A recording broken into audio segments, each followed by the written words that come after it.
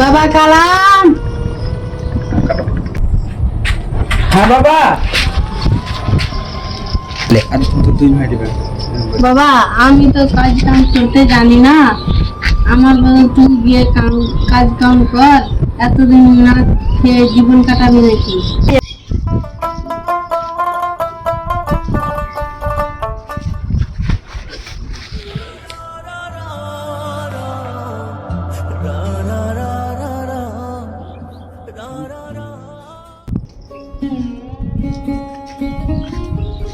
ও মিস্ত্রি ভাই, মিস্ত্রি ভাই, কি হলো বলো?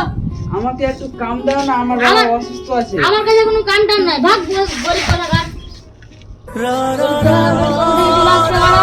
আমার এখন কোনো কাম টাম হচ্ছে নাকি?